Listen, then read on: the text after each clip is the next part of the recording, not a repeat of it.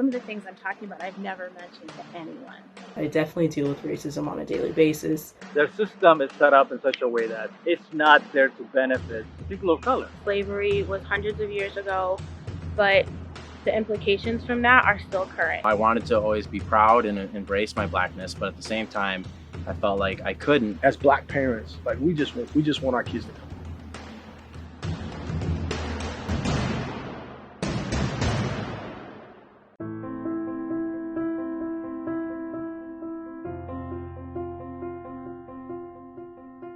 So, Bukata Hayes, originally from Milwaukee, Wisconsin. So, came to Mankato in 1994.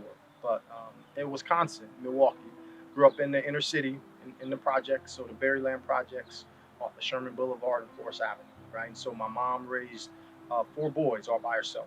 And so for me, my image of strength, in particular Black strength, is a Black woman, right? And so she was strong enough to keep us out of trouble, to make sure we went in the right direction. Her and my dad never married, and so for me, not having a father in the home, right, wasn't the typical, he didn't have anything to do with us. It was just simply he wasn't there. My father was a Black freedom fighter, was in the struggle. That part of my upbringing has definitely shaped my outlook today, right? I want to be someone who's welcoming and inclusive. I want to be someone who uplifts others. And a lot of that comes from my mom's example in the home, and then my father's example of fighting for the rights of Black folks in Milwaukee, Wisconsin, and across the country.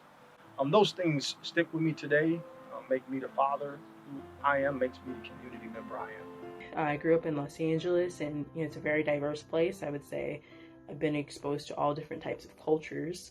I would also say that I'm blessed in that aspect. Los Angeles has a very deep and troubling history with redlining, and redlining is the practice, committed by the government and the real estate world, where they would not allow people of color to live in certain areas. They would just not sell the house.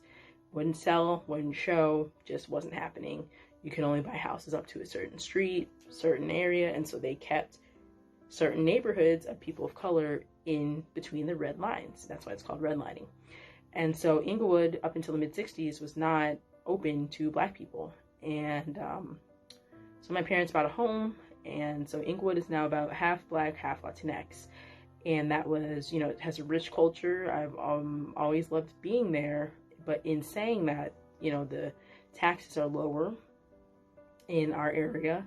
And so public school is not the most consistent. Systemic racism is important, and it's a critical concept because it takes away the notion that I do individual things that uphold racism or that are racist. Systemic racism is the practice of redlining and how we tie so much to one another in our community. So our home values, right?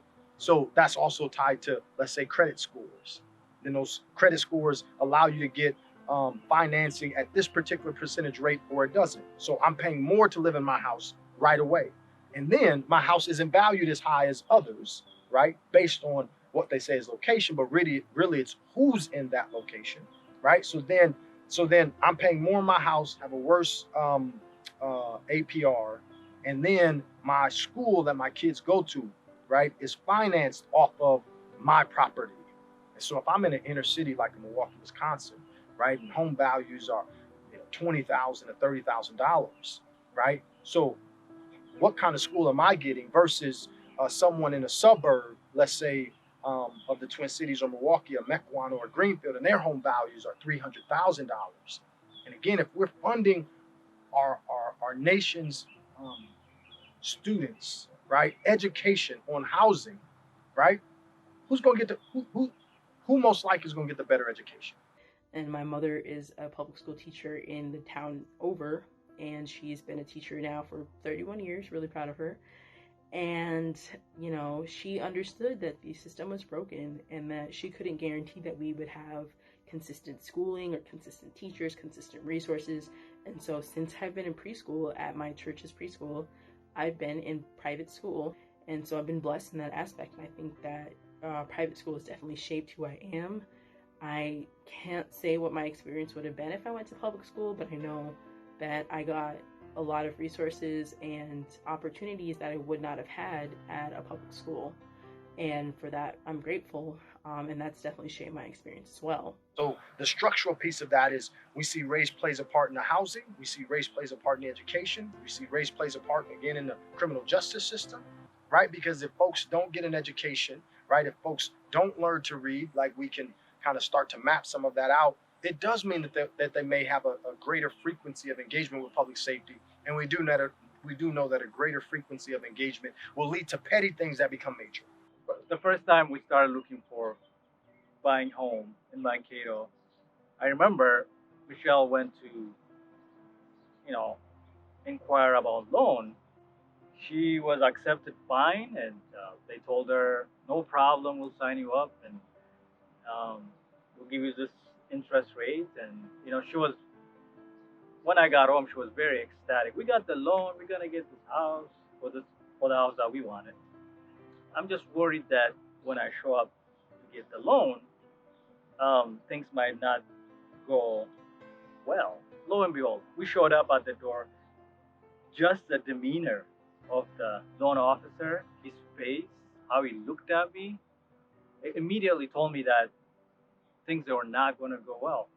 Immediately, his first statement was, "Well, I kind of have bad news for you. Looks like the interest rate is going to change a little bit." And she was like surprised. Why? And what happened? But it changed. It changed by a couple of percent. And when you're talking to $200,000 loan, that makes a difference. If I was a white guy, I would be equity-wise, I would have more money today. That signature alone cost me a certain percentage over the years where I have to end up paying for it. Now, this is only my 20-some years existence in USA. I can't imagine how it would be for a black person that can't even get a loan. One of the first times I felt that I was a black woman, like actually realized it, was when I was 7. I was tested as gifted, and people were like, "Why is she in the room? What's going on? I don't think you're actually gonna pass this test." And I was confident. I was, a little 7-year-old, and I didn't really understand what was going on. But I realized people were questioning me, and that was because the only person that also had been tested for gifted, that was a little bit older than us, was an Asian woman. And they looked at me and they looked at her and they said, "Well, I don't think that matches up." And so, this little kid's just repeating what their parents were saying. And so that's the first time, and that was just a consistent thing throughout my life is, why are you in this room? I see that you're intelligent, but you're also a black woman, and that's not computing for me.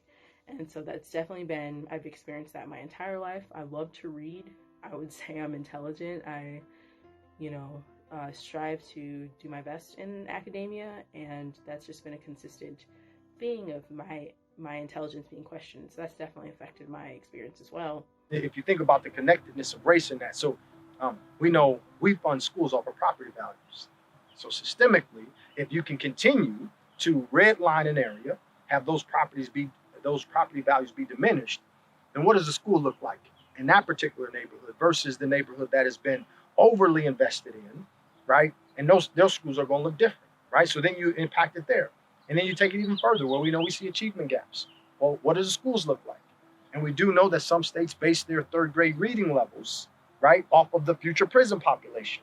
Right, so it's all these ways in which, if we are unwilling to have the real, authentic conversation about race, and redlining is just one of the ways.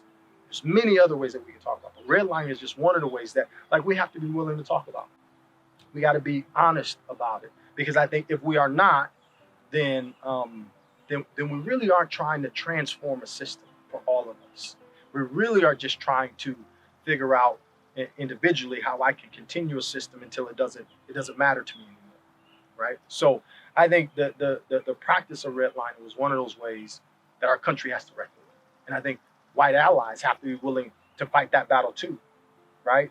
Understanding that yes, it may impact my property value, or it may have my neighbors be mad at me, or it may whatever.